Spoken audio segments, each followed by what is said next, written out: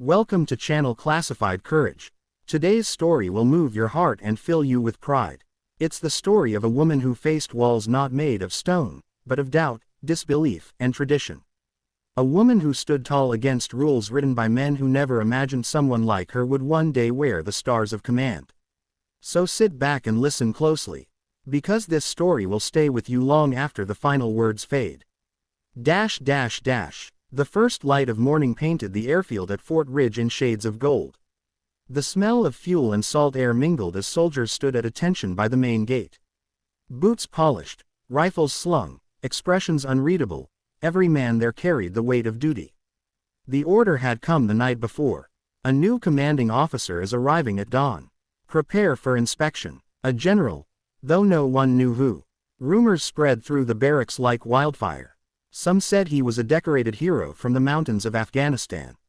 Others swore he'd been stationed in the Pentagon, close to the halls of power. Each man imagined someone tall, gruff, and battle-worn, another legend in uniform. No one expected what came next. A black SUV rolled up to the gate, tires crunching against the gravel.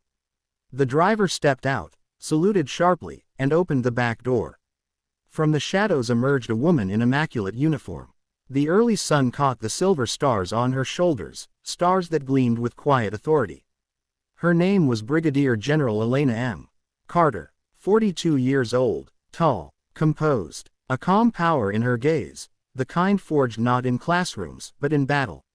She had spent 2 decades on the front lines, in deserts where sandstorms buried entire camps, in jungles where every shadow whispered danger. She had commanded soldiers in chaos, comforted the wounded in silence, and written letters to families who would never see their loved ones again. Yet this morning, as she stood before the gate, she faced a battle unlike any other. Not against bullets, but against disbelief. "Ma'am, you can't enter," said the gate sergeant, stepping forward with firm professionalism. He studied her uniform, but his eyes betrayed confusion.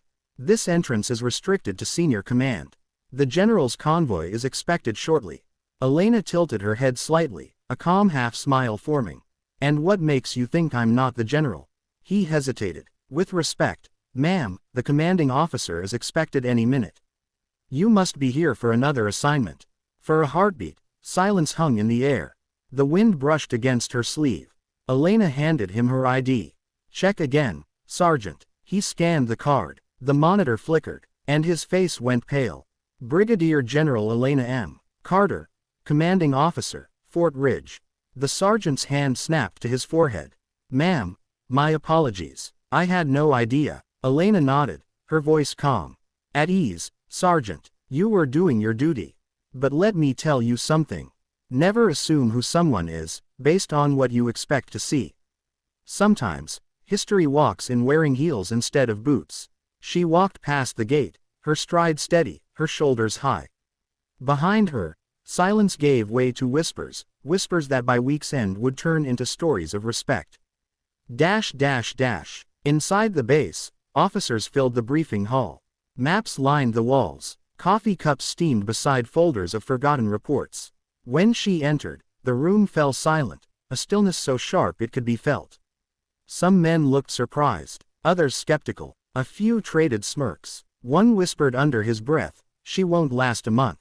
General Carter stood at the podium. Her voice was calm, but every word carried command. "Good morning, officers. I am General Carter. I earned my stars in places where bullets spoke louder than words. I did not come here to prove I belong. I came here to lead. And I expect the same from every one of you." Her tone didn't rise. It didn't need to. Strength doesn't always shout. Sometimes it simply stands unshaken. Even those who doubted her found themselves sitting straighter.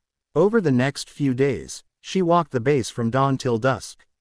She visited every section, the motor pool, the armory, the mess hall. She spoke to privates and captains alike, remembering their names, their concerns, their families. She asked questions no one else did. "What do you need to do your job better? What's holding your team back?" Her leadership wasn't built on authority, it was built on listening. Slowly, the mood began to shift. The laughter returned to the barracks. Discipline tightened, morale rose, and rumors gave way to respect. Then came the night that changed everything. It was during a nighttime exercise, a drill meant to test the base's emergency response. A fuel truck, maneuvering near the runway, skidded and overturned.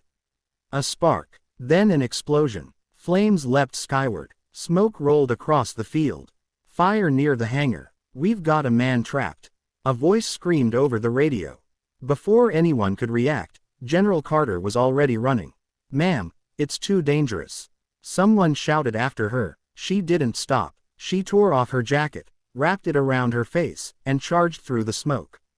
Inside the hangar, she could barely see, just fire, heat, and the faint cry of a young mechanic pinned under debris. She gritted her teeth, lifted the beam with both burned hands, and pulled him free. The two of them stumbled out together, coughing, eyes stinging. The crowd froze as she emerged, uniform scorched, hair singed, face blackened with soot. But she was smiling. "He's alive," she rasped. "That's all that matters." That image, the general walking through fire, spread across Fort Ridge like a storm. By nightfall, every soldier knew. And the same men who once doubted her now stood guard outside the infirmary, silently protecting the woman who had risked her life for one of their own. The next morning, the gate sergeant came to see her. He stood stiffly at attention, eyes downcast. "Ma'am," he said, voice trembling, "when you came that first day, I thought I was protecting this base. But I see now, you were the one protecting all of us." Elena smiled weakly. "It's not about who stands at the gate, Sergeant. It's about who's willing to walk through fire for the people behind it." Weeks became months. Under her command, Fort Ridge transformed. The training drills grew sharper. The reports, cleaner. The soldiers, prouder. She implemented new programs.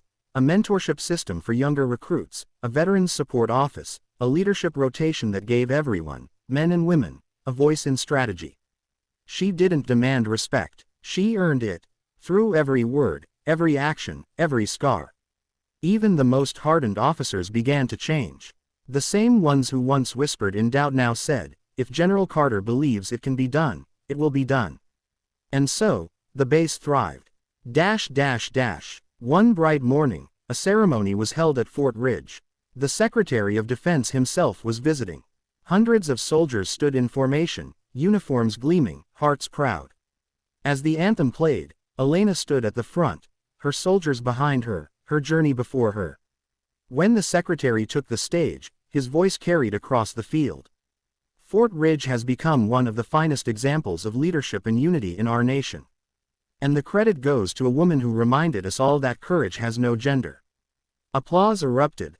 Thunderous, unrestrained, pure.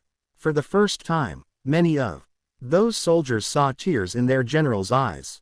After the ceremony, she spotted the gate sergeant, now promoted, now the head of base security. He saluted. "Permission to speak freely, ma'am." "Granted. When you first arrived, I didn't see a general. I only saw what I expected to see. But you changed the way I see leadership, forever." She placed a hand on his shoulder. "No one's born seeing clearly, Sergeant. What matters is that we learn." That evening, as the sun sank low over Fort Ridge, she walked the runway alone. The wind tugged at her coat, the horizon painted in firelight. She thought of every door that had been closed to her. Every time someone said you can't. Every time someone laughed, doubted, or dismissed her. And she whispered to herself, "Every door that closes gives me one more reason to walk through it." Her story became legend across the armed forces. Cadets studied her leadership. Officers quoted her lessons. Soldiers carried her courage in their hearts. She wasn't just a commander. She was proof that leadership isn't about rank or gender. It's about purpose, conviction, and the courage to keep walking, even when the world tells you to stop.